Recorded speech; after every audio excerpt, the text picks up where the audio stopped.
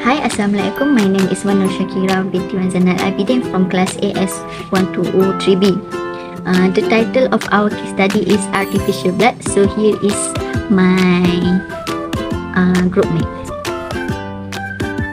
So here is the objective for this case study. Firstly is to determine the definition of blood and artificial blood. Secondly, to study the process of making artificial blood. Thirdly, to differentiate real blood and artificial blood. So we can see actually what is a blood. We know that blood is made up from the liquid and a solid. So we can see from a liquid part is called as a plasma and made of water, cell and protein. Over half of blood is a plasma. So from the side of solid part, we can see a red blood cell is deliver O2, or we can say oxygen, from lungs to organ. White blood cell also fight infection and are part of human system. Pellets help to stop bleeding and clot blood around wounds. So you can see blood is a specialized body fluid. It has four main components, and that is plasma, red blood cell, white blood cell, platelets, and blood has many different functions, including like transporting oxygen and nutrient to the lung and tissue, forming blood clots to prevent excess blood loss, carrying cell and antibody to fight infection, bringing wasted product to the kidney and liver, which filtered and clean the blood. It also regulation body temperature. So the last we can see blood is pumped by the heart to all part of the body. So for the introduction, we can see that what is actually the artificial blood. Artificial blood was developed as a replacement of red blood cell with the express instead of delivering carbon dioxide and oxygen throughout the body. Artificial blood is designed to replace red blood cell and perform the majority of the essential function of blood. Currently, enriched products, however, are unable to perform secondary function of blood such as infection prevention. Depend on the type of artificial blood, there are several methods for producing it. For example, like including synthesis, chemical isolation, and recombinant biochemical technology. The first synthesis blood was produced and research into synthesis blood is now ongoing in an effort to identify the perfect synthesis bloods. Artificial blood was developed to help those who suffer from extreme blood loss, whether from liver accident and other causes. Japan produced the first artificial blood ever, and the United States conducted the first test on it. Hi, Assalamualaikum. My name is Nur Shakira from class AS120-3B. I want to talk about the history and background of artificial blood.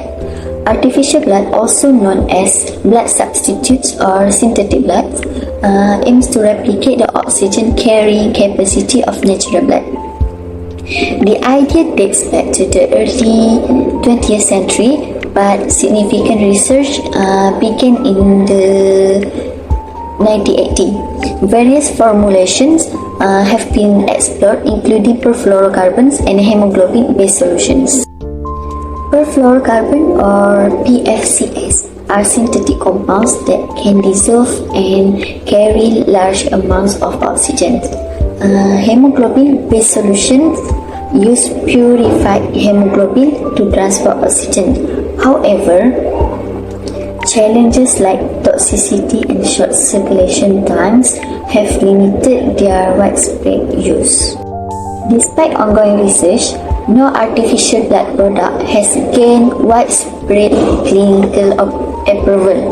Challenges include addressing side effects, improving circulation, and ensuring compatibility with the human body. The quest for effective artificial blood continues, driven by the potential to address blood shortage and improve transfusion options. However, in the other information about history of artificial blood is in 1660, William Harvey described how blood circulated throughout the body. After that, in 1854, milk was used as a blood substitute to treat Asiatic cholera. So, the physicians believed that milk could help regenerate white blood cells. Saline solution also test on frogs because scientists found out that the frog could live for a while if they remove the blood and replace it with saline solutions. Then, in 1868, researchers found out that the solution containing hemoglobin isolate from red blood cells could be used as a blood substitute. In 1871, animal plasma and blood were used together as blood substitutes. However, this was hindered by significant technological problems in which scientists found out that it was difficult to isolate a large amount of hemoglobin, and because animal blood contains many materials that are toxic to humans. Lastly, in 1883, Ringer solutions was used as a blood substitute. However, Ringer solutions does not replace the actions of red blood cells, so it is not a true blood substitute. Hello, my name is Siti Rukaya. Today, I want to talk about how do scientists make artificial blood. Scientists make artificial blood with two methods. First method is perfluorochemical. Perfluorochemical is inert material that can dissolve approximately 50 times more than oxygen than blood plasma. Then, perfluorochemical must be combined with other materials that enable them to mix with the bloodstream. Perfluorochemical are cheap to produce and completely free of biological materials. The second method is hemoglobin-based oxygen carriers. It known as HBOCS. HBOCS utilize the same oxygen carrying protein molecule found in blood. Oxygen bonds chemically to the hemoglobin, whereas it dissolves only into perfluorocarbon emulsion. HBOCS have no membranes, so they don't need to cross-match by the type of blood, and it can be given to any patient without previous testing. Then, this artificial oxygen can be stored for long period. Then, we talk about the process of producing artificial blood. They have three methods. First method is PVCS. PVCS is involve polymerization reaction, and it use compound known as amino acid. The second method is raw materials. Raw materials is synthetically produced hemoglobin, so it isolated hemoglobin. And the last method is hemoglobin-based product. They have 9 steps of hemoglobin-based product. First, a strand of E. coli is used. Second, protein is harvested while bacteria are destroyed in about 3 days. And third, to start fermentation process, poor bacteria culture is transferred into a test tube that has nutrient. Fourth, after the population is enough, the bacteria transfer into a seed tank. 5. The content of the seed tank is pumped into the fermentation tank. In ammonia, water is added. In the 6, the tank is emptied after. So, the 7, hemoglobin is transferred into the final process tank. 8, To make artificial blood, it is mixed with water and other electrolyte. And the last step is can be pasteurized and put into suitable packaging. Okay, now we go to the difference between real blood and artificial blood. Okay, real blood, they have a life force of only 42 days with refrigeration. The blood is except the group A, group B, group AB, or group E, group O. Patient will receive serious health problem if they receive incompatible donated blood, may not be readily available when needed in an emergency situation. So the pH is 7.4. So about the artificial bloods, some have the life force of 1 to 3 years without refrigeration. Only universe group O negative. So patient who receive artificial blood will not experience immunological reaction. So it's safely shelved outside hospital and then rapidly administered to patient in emergency situation. So the pH is 7.1 until 7.2.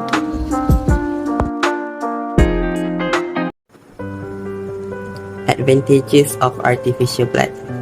Firstly, the artificial blood does not need to refrigerate it, unlike real blood who need to stay refrigerated to stay fresh. Secondly, it does not need for blood type to be matching, unlike real blood. All people can be compatible with this artificial blood. This way, people with rare kind of blood type does not need to be worried and concerned that their blood supply is run out. Thirdly, artificial blood have prolonged shelf life. Real blood, their lifespan is 42 days with refrigeration, while artificial blood can sustain to 1 to 3 years without refrigeration. Thirdly,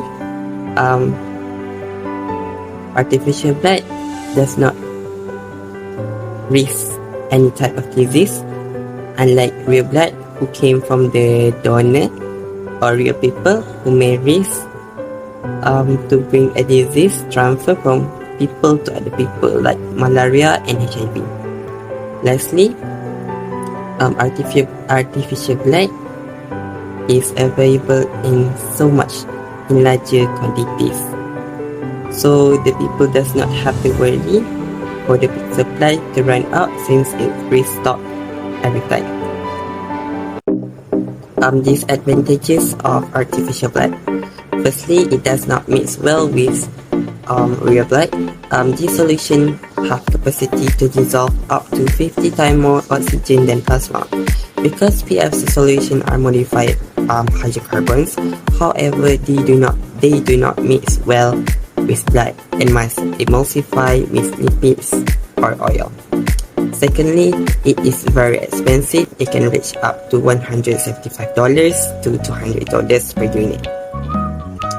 Thirdly, it does not carry as much oxygen as real blood. They have much less ability to carry on as much oxygen than real blood because to get them to work, they must combine with emulsifiers first. Fourthly, it can cause unpleasant side effects such as heart attack, strokes, and even death. And lastly, this artificial blood, they are broken down rapidly. So for the conclusion, to sum up, artificial blood is crucial since it can be utilized in situations when a significant amount of human body loss occurs. Artificial blood can be used to carry oxygen throughout the body in the same way as genuine blood. Nevertheless, artificial blood still has a number of drawbacks because it cannot perform secondary function of blood such as clotting and infection resistance.